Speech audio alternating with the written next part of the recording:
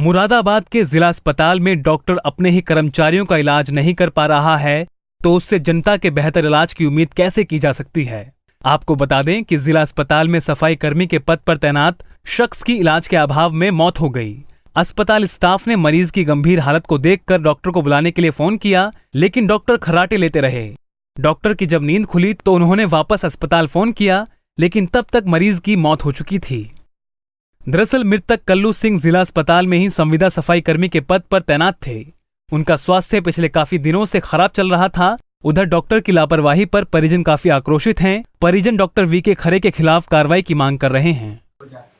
हम गए अपने पापा को भर्ती करने, इन्होंने लापरवाही करी। नर्सों ने भी नहीं देखा, डॉक्टरों ने भी नहीं देखा और 4 बजे से पापा पड़े थे, किसी ने नहीं देखा हमारे पापा को। लापरवाही कर दी, उनके साथ ऐसा कर दिया जैसे लावारिस पे फेंक दिया, ऐसे करके किसी ने नहीं देखा। तो लास्ट में डॉक्टर लोग भी नहीं आए करके। अच्छा, ये जिला हॉस्पिटल में ही कर्मचारी हैं?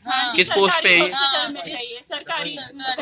वहीं जब इस बारे में सीएमएस से बात की गई तो उन्होंने कहा कि मामले में जांच के बाद कार्रवाई की जाएगी। स्वयं भी जाकर वहाँ सारी वस्तुस्थिति देखकर आई थी और सभी जितने लोग हैं जो इससे कंसर्न है, रात की ड्यूटी वाले, रात के doctor, emergency doctor, on call doctor, सबको बुला के सबसे वार्ता की जाएगी और उसके बाद यथोचित कार्यवाही अति शीघ्र करी जाएगी। किस बीमारी के फिलहाल परिजन लापरवाह डॉक्टर के खिलाफ कार्रवाई की मांग कर रहे हैं, लेकिन बड़ा सवाल ये है कि जब डॉक्टर अस्पताल में तैनात कर्मचारियों का इलाज नहीं कर पा रहे तो वो जनता का क्या इलाज करेंगे।